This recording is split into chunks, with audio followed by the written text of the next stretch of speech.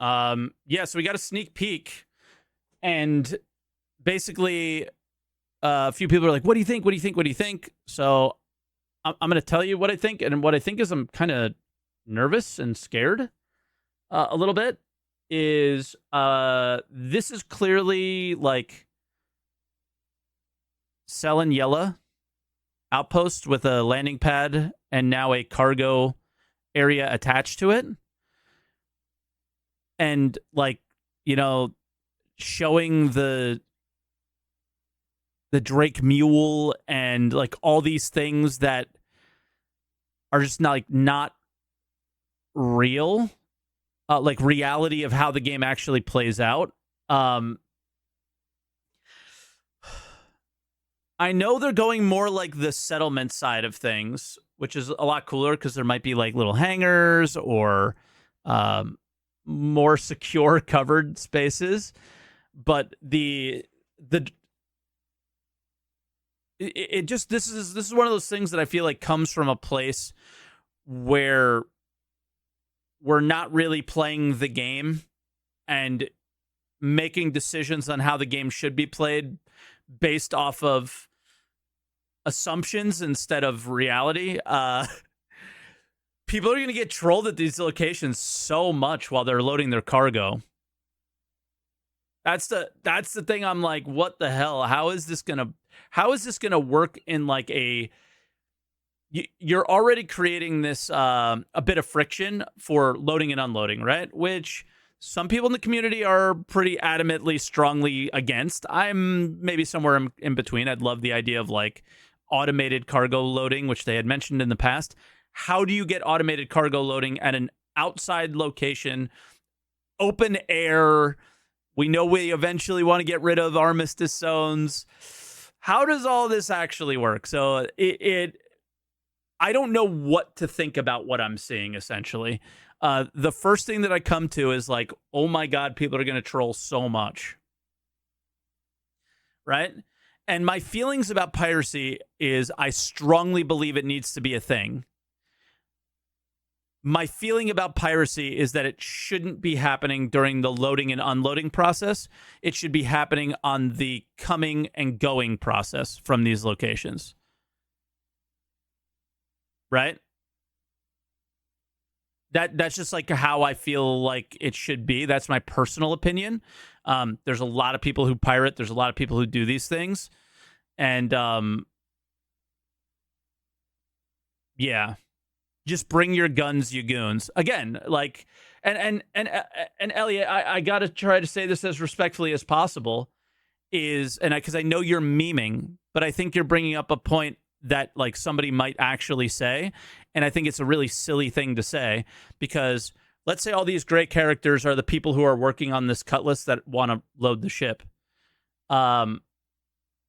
Maybe you keep somebody in a turret now. But when you're out of your ship and your ship is just out in the open, there's no gun. Even a rail gun isn't going to save your cutlass here, right? What are we doing about pad ramming in these situations, right? There's all sorts of weird stuff. This is a cutlass black. This is all just like a very like. Have we played the game? Do we know about the things that people experience at these like little small sort of, at this point, pretty outdated outposts? And we're updating them in a very slight and subtle way instead of an overhaul, which is probably what they needed in the first place. So I look at this and first go, this is awesome. This is cool. But then the second thing I think of is like, how is this like we decided to go the instance hangar route in our hangars, probably for a good reason. So nobody is going to be joining your hangar and screwing around with your cargo in your hangar. But they could do it here. So confused. Very confused. Honestly, we have a mission dev here who works on the law system. Does this look like... I know you can't answer this, but I'm going to ask anyway. And you could just say, I can't answer that right now or whatever. I don't want to give any details because I don't want to get you in trouble. If I'm loading and unloading, does this then become the entire area become a trespass area for people who are not in the party of the people who are loading and unloading? Is this a thing where I request landing now at Outposts, and this becomes my landing pad, and you are obstructing anytime you come anywhere near it, right? So, like, there is a lot of things that this little box on the screen starts to make you think about the actual gameplay of loading and unloading and the process of it and the laws that need to be applied to this area now. It's not imagining stuff. It is like this is this kind of stuff that I'm talking about. Location team decides to make a box. Are they communicating with the law system teams of how they want to handle these things and other gameplay teams and stuff? Okay, just types NDA. Totally fair. I don't want to put you on the spot. It is what it is, right? But we have to be, so when I see this, I start thinking about all the ways it's going to play out and the problems and the good things. The good things, I think, is we're not magically going to have cargo ending up in our ships, and we're also not going to be sitting there waiting for cargo to reload, most likely. So, like, super positive, awesome thing. Also, holy crap, people are going to be going in and out of my hangar, my cargo hangar here, grabbing my cargo probably. How is this all going to work? So that's like the first thing I'm like, how many of these people here do I know and do I not know, right, that are on the screen? So, like trolley people are going to be trolley, pirates are going to pirate. Are we making it easier on pirates, or are we making it more difficult, right? My hope, and I think pirates' hope as well, and from every pirate that I've spoken to, it's too easy, right? This sounds like you just made it easier. Like I am a pro piracy, and I'm pro people being able to do whatever they want. What I'm not pro is making it easier to troll players, right? And when I look at this, that is my initial concern. But then I do want to express how excited I am to see something like this. Because if you've ever run cargo at an outpost, it's a lot of sitting at a terminal and waiting. And hopefully this is the end of that, where everything comes up the cargo terminal, I remove it, and I put it in my ship, right? Very exciting thing. Also, let's take note of the size of it. And let's take note of the size of the ship that they're showing. Much smaller than a Caterpillar or a C2. So what might be available at these locations is much smaller amounts of cargo. And maybe this is in relation to cargo missions.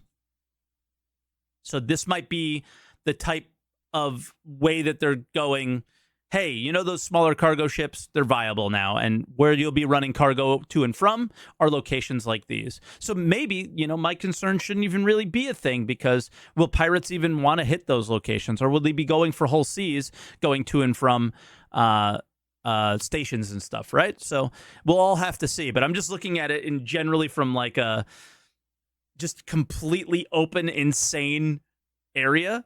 How do you defend this? It's indefensible.